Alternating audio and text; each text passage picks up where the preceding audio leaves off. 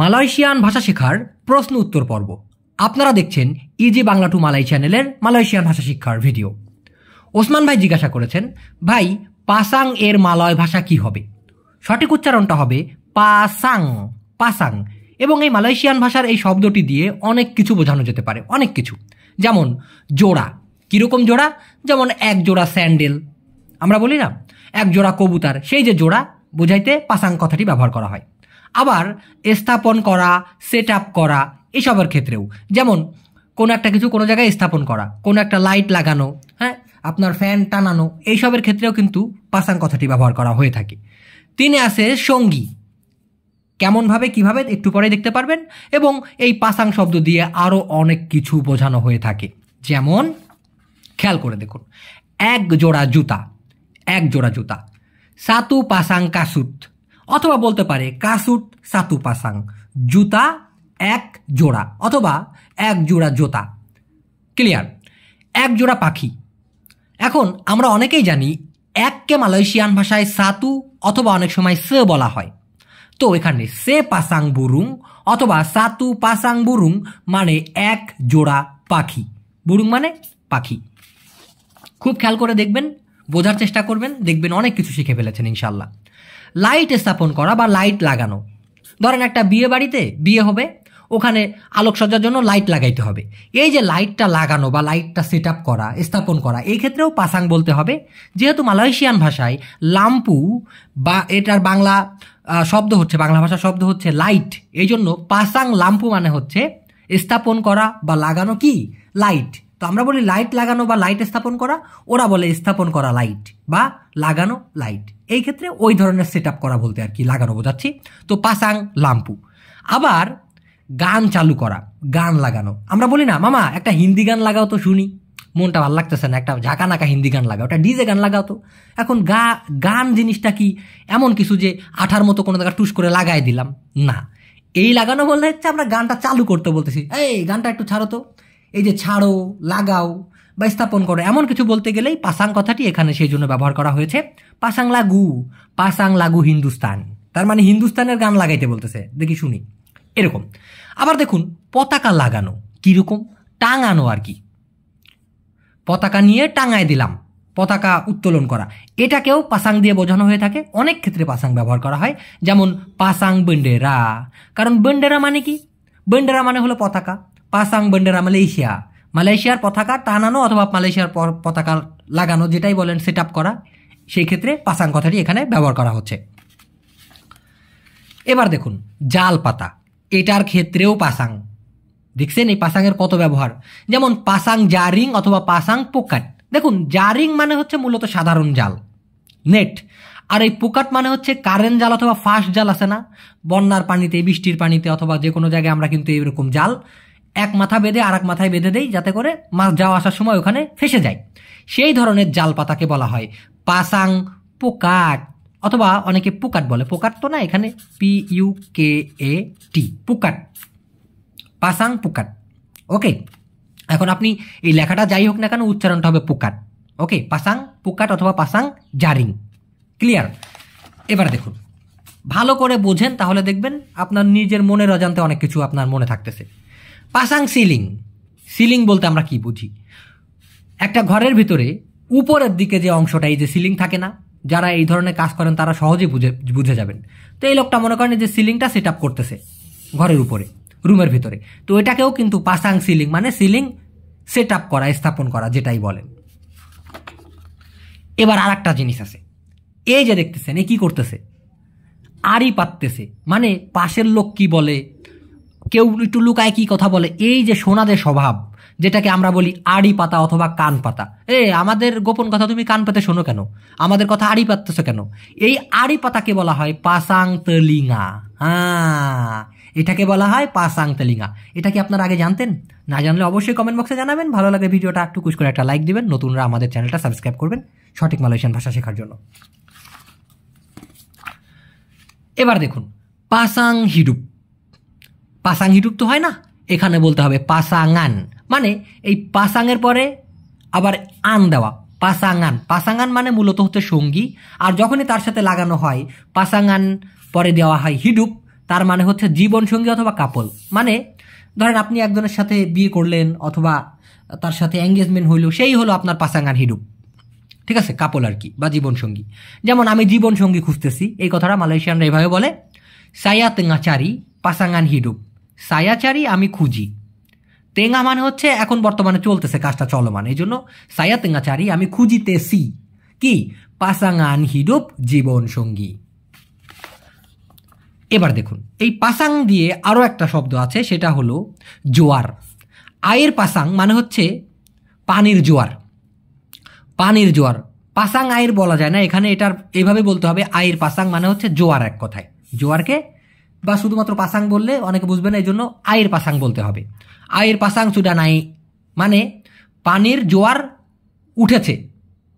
আয়ের পাসাং নাই বলতে পারেন, নাই নাই মানে কি ওঠা, তো আয়ের পাসাং নাই মানে পানির জোয়ার উঠেছে, হ্যাঁ বলতে পারেন। এখন অনেকের প্রশ্ন এখানে থাকতে পারে, জোয়ারকে যদি আয়ের পাসাং বলা হয় তাহলে স্রোতকে কি বলে? হ্যাঁ, স্রোতকে বলা হয় আরুস, আরুস। এখন স্রোত তো অনেক কিছুর হইতে পারে, তো এই জন্য আরুস আয়ের, অথবা আয়ের পুña আরুস।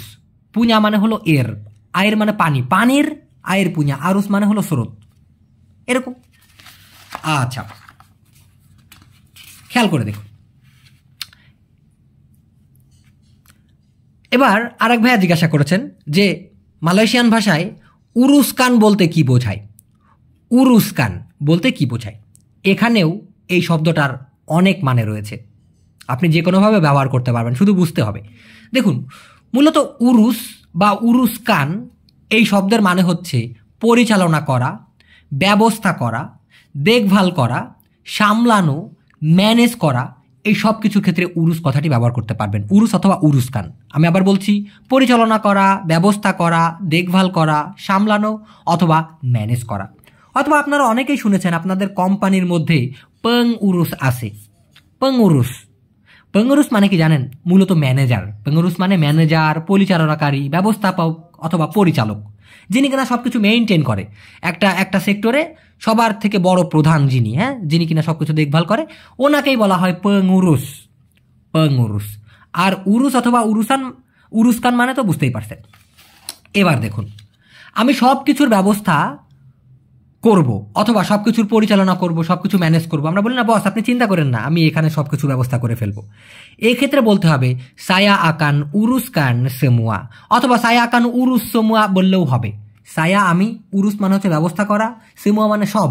কিন্তু যখনই বলবেন সায়া আকান উরুস সেমুয়া বা সায়া আকান উরুস্কান সেমুয়া, তার মানে আমি সব কিছুই ম্যানেজ করে ফেলবো, পরিচালনা করব অথবা সব কিছু দেখভাল করব। তবে হ্যাঁ, এই ক্ষেত্রে আপনি জাগা কথাটিও ব্যবহার করতে পারেন। জাগা মানেও কিন্তু রক্ষণাবেক্ষণ করা অথবা দেখভাল করা, দায়িত্ব নেওয়া, দায়িত্ব নিয়ে সব কিছু দেখা, এই ক্ষেত্রেও জাগা বলে থাকে, তবে এটার মানে আলাদা। আচ্ছা, আমি ম্যানেজারের সাথে দেখা করতে চাই, ওই যে বললাম উরুস থেকেই হচ্ছে পং উরুস, যিনি কিনা পরিচালনা করেন। উরুস্কান মানে পরিচালনা করা, কিন্তু যিনি পরিচালনা করেন সে হচ্ছে পং উরুস। তো আমি ম্যানেজারের সাথে দেখা করতে চাই কোনো একটা জায়গায় গিয়ে, আপনি যদি বলেন মালয়েশিয়ান ফরম্যাটে হবে আমি চাই দেখা করতে সাথে ম্যানেজারের। এটা এভাবেই বলতে হবে, এছাড়া কোনো অন্য ওয়ে নাই।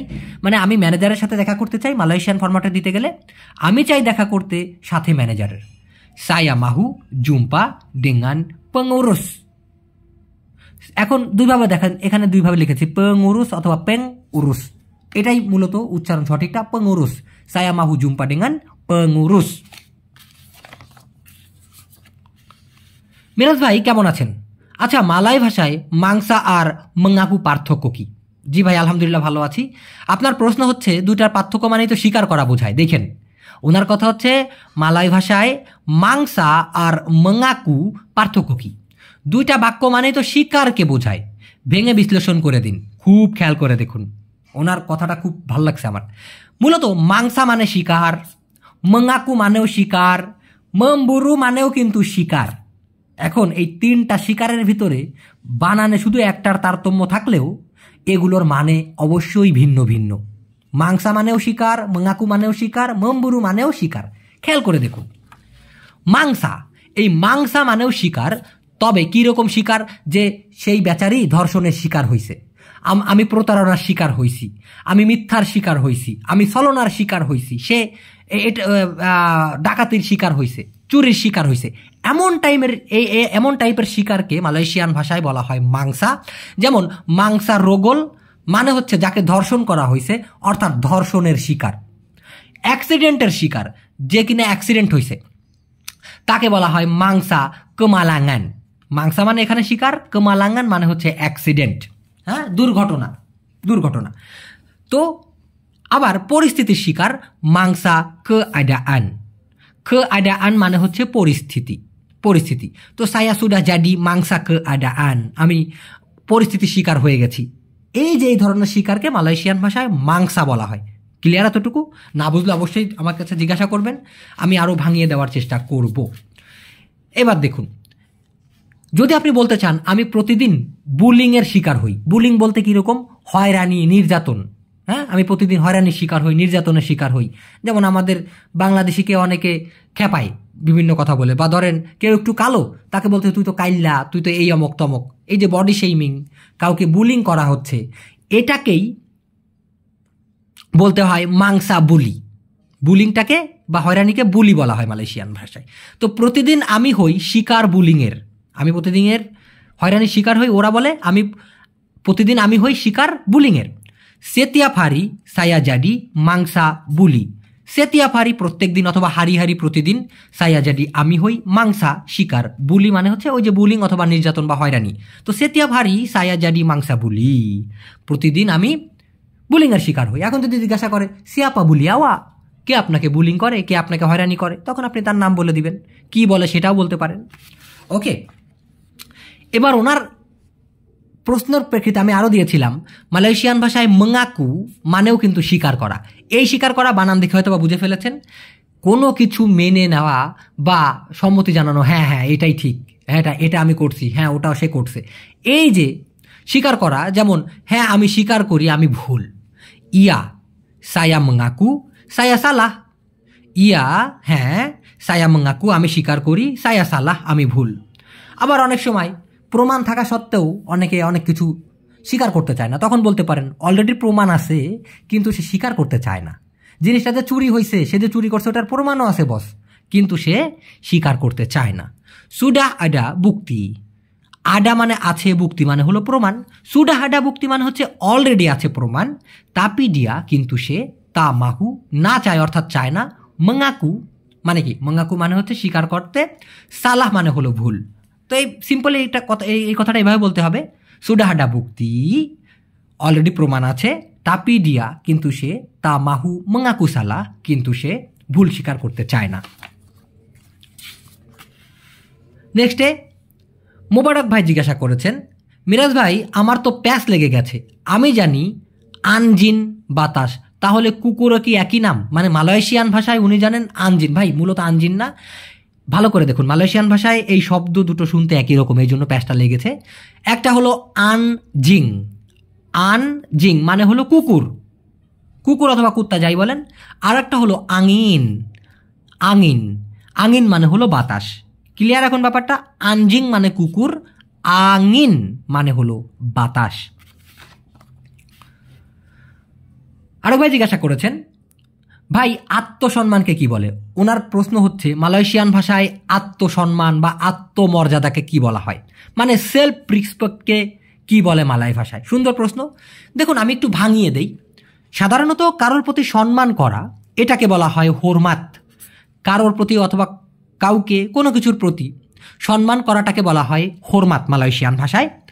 আর মর্যাদা, ইজ্জত, মান সম্মান এটাকে বলা হয় মারুয়াহ, এটাকে বলা হয় মারুয়াহ। মর্যাদা, ইজ্জত, মান সম্মান এগুলোকে বলা হয় মালয়েশিয়ান ভাষায় মারুয়াহ। কিন্তু যখন আপনি এটা কারোর প্রতি প্রদর্শন করবেন, কাউকে সম্মান করবেন, কোনো কিছুকে সম্মান করবেন, তখন সেটা হয়ে যাবে হরমাত। যেমন সায়া হরমাত আওয়া, আমি সম্মান করি আপনাকে, হ্যাঁ, সায়া হরমাত পাডা আওয়া, এভাবে।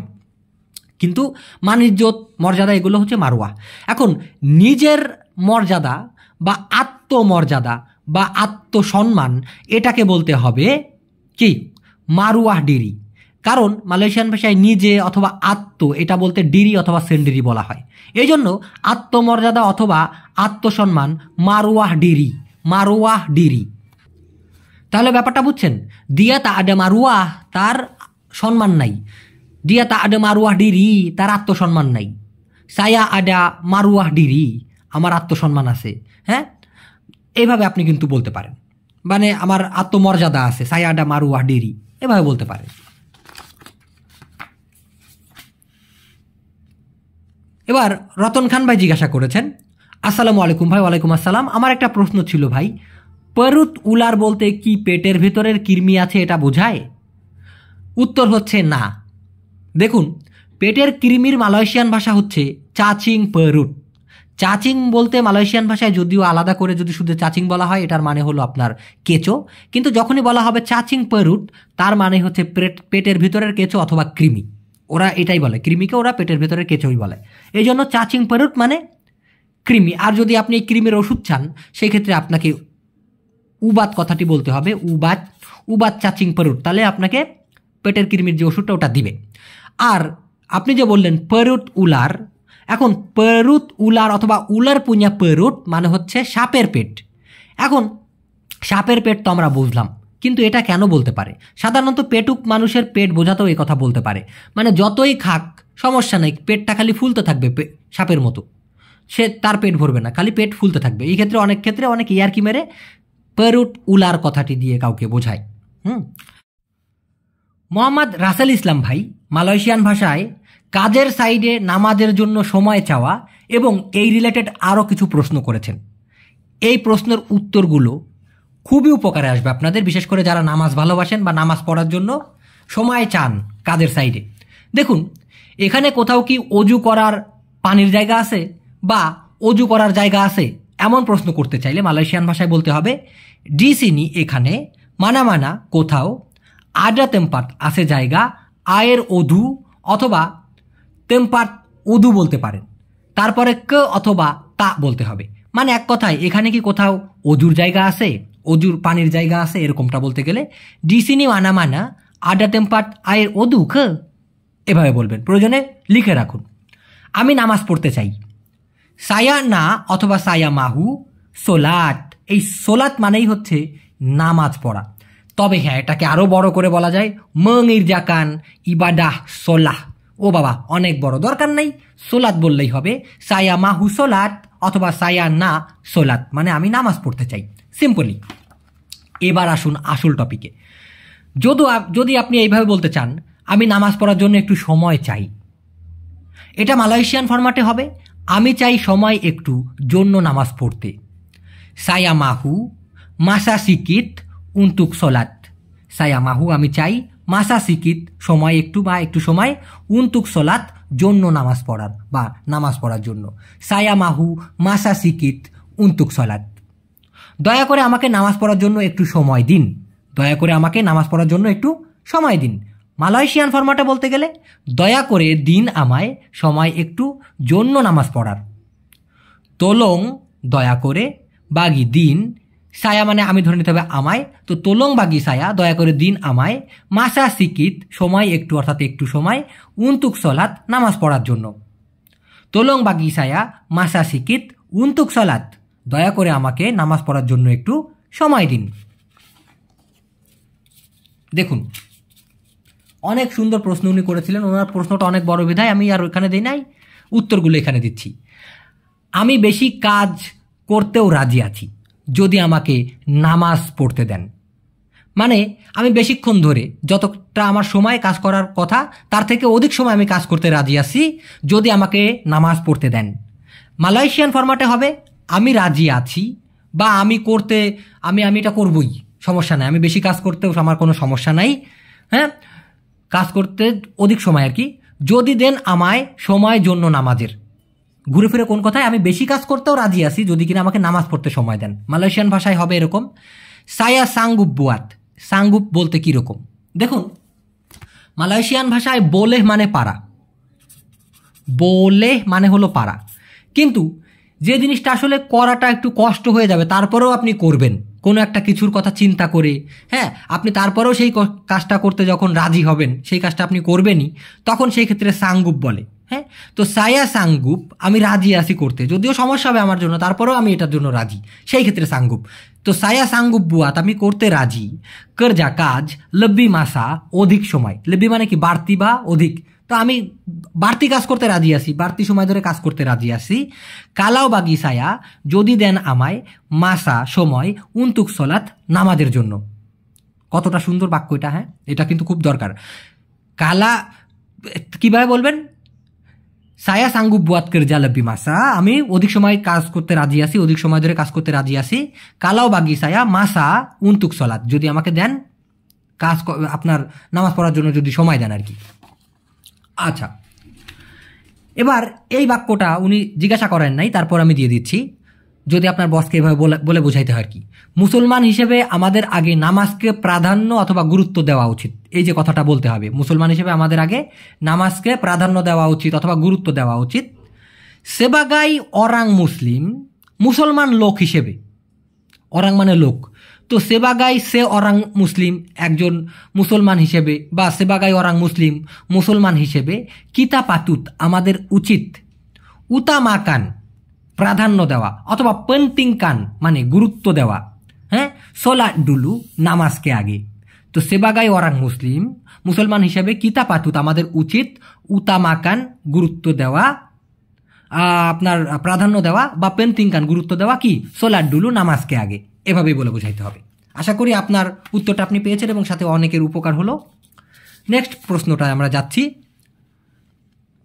রাসেল ভাই জিজ্ঞাসা করেছেন, মিরাজ ভাই কেমন আছেন? আলহামদুলিল্লাহ ভালো। মালয় ভাষায় কবেতুলান মানে কি? বাহ, খুবই সুন্দর একটা শব্দ কবেতুলান। আর কোথায় কিভাবে ব্যবহার করা হয় দেখুন, মালয়েশিয়ান ভাষায় যে শব্দটা কবেতুলান, আমি আলাদা করে দিচ্ছি যাতে করে বুঝতে সুবিধা হয়, একসাথেই হবে কবেতুলান। আগে থেকে কোনো পরিকল্পনাই ছিল না, কিন্তু সেই জিনিসটা ঘটে যাওয়া বোঝাতে, ব্যাপারটা বুঝছেন। কবেতুলান শব্দটি কখন ব্যবহার করা হয়? যে জিনিসটা আপনার আগে থেকে পরিকল্পনা ছিল না, যে আপনি এক জায়গায় যাইতেছেন, হুট করে সেই জিনিসটা আপনার সামনে বাঁধলো, কিন্তু আপনার পরিকল্পনা ছিল না যে ওটা আপনি পাবেন বা দেখবেন। তো এই ক্ষেত্রে আবার সৌভাগ্যবশত, কাকতালীয়ভাবে, হঠাৎ করেই, ঘটনাচক্রে, এমন বোঝাতে গেলে কবেতুলান কথাটি ব্যবহার করা হয়। কীরকম দেখুন, কিছুক্ষণ আগে মনে মনে আমি বলতেছিলাম আমি বিস্কুট খাইতে চাই, কাকতালীয়ভাবে এখন আপনি নিয়ে আসলেন বিস্কুট। ব্যাপারটা বুঝছেন? মানে একটু আগে আমি মনে মনে বলতেছিলাম আহারে একটু বিস্কুট খাইতে পারতাম, কেমন যেন কাকতালীয়ভাবে, ঘটনাচক্রে আপনি সত্যিই বিস্কুট নিয়ে আসলেন। এই যে কথাটা বলতে গেলে আপনাকে অবশ্যই মালয়েশিয়ান ভাষায় কবেতুলান কথাটি বলতে হবে। এই জন্য হবে তাডি একটু আগে, ডালাম হাতি মনে মনে বা মনের মধ্যে, সায়া চাকাপ আমি বলতেছি, একটু আগে আমি মনের ভেতর বলতেছিলাম বা বলতেছি, তাডি ডালাম হাতি সায়া চাকাপ, একটু আগে মনের ভেতর আমি বলতেছি কি, সায়া মাহু মাকান বিস্কুট, আমি চাই বিস্কুট খাইতে।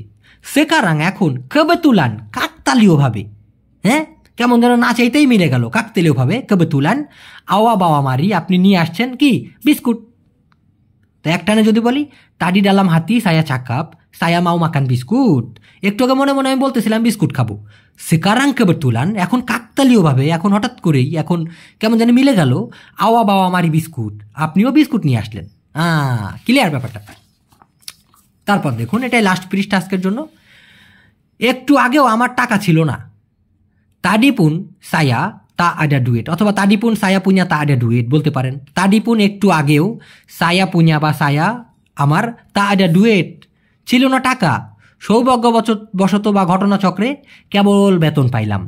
কবেতুলান বারু ডাপাট গাজি, বা কবেতুলান সেকারাং ডাপাট গাজি, সৌভাগ্যবশত ঘটনাচক্রে বেতনটাও পাইলাম, মানে একটু আগে আমার টাকাই ছিল না, কাকতালীয়ভাবে, সৌভাগ্যবশত, হ্যাঁ, ঘটনাচক্রে এখন বেতন পেয়ে গেলাম, এই জন্য এটা হবে। ব্যাপারটা ক্লিয়ার হয়েছেন? আচ্ছা, ঘটনাচক্রে সে আমাকে চেনে, মানে আপনার মনে ধারণাই ছিল না যে সে আপনাকে চিনে, যখন তার সাথে দেখা করতে গেলেন, আরে মিরাজ ভাই না, আপনি না ওই ভিডিও বানান, এই যে এটাও আমার জন্য কবেতুলান, ঘটনাচক্রে হয়ে গেছে। তো কবেতুলান দিয়া কেনাল সায়া, কবেতুলান ঘটনাচক্রে বা সৌভাগ্যবশত, কাকতালীয়ভাবে, দিয়া কেনাল সায়া, দিয়া সে চেনে আমায় বা সে আমাকে চেনে। কাকতালীয়ভাবে বস চলে এসেছে, মানে একদম যথাসময়, মনে মনে ভাবতেছিলেন এখন বস আসলে ভালো হইতো, ঠিক তখনই দেখলেন কবেতুলান, হুট করে কবেতুলান বস সুরা দাতাং, বস অলরেডি চলে আসছে। তাহলে কেবেতুলান শব্দের অর্থ এবং ব্যবহারটা আপনারা ক্লিয়ার হলেন সবাই মিলে। আশা করি ভিডিওটি ভালো লেগেছে। যদি ভালো লাগে অবশ্যই টুকুস করে একটা লাইক দিয়ে দিবেন। যারা নতুন আমাদের চ্যানেলে তারা আমাদের এই ইজি বাংলা টু মালাই চ্যানেল এবং ইবিটিএম মিরাজ চ্যানেলটি সাবস্ক্রাইব করবেন। ইবিটিএম তারপর আমার নাম দিবেন MIRAZ, এটা দিলেই নতুনদের জন্য সিরিয়ালভাবে ভিডিওটা পাবেন আপনারা ওই চ্যানেলে। আর যারা মালয়েশিয়াতে নতুন আসছে, পুরাতন ভাইদের কাছে অনুরোধ তাদেরকে আমাদের এই চ্যানেল সম্পর্কে জানাবেন, তাহলে প্রথম থেকেই তারা সঠিক স্থান থেকে সঠিক মালয়েশিয়ান ভাষা শিখতে পারবে। তো সবাই ভালো থাকুন, সুস্থ থাকুন, বেঁচে থাকলে খুব শীঘ্রই নতুন ভিডিও নিয়ে চলে আসবে ইনশাআল্লাহ। এই কামনা আজকের মতো ফুরুত। আল্লাহ হাফেজ।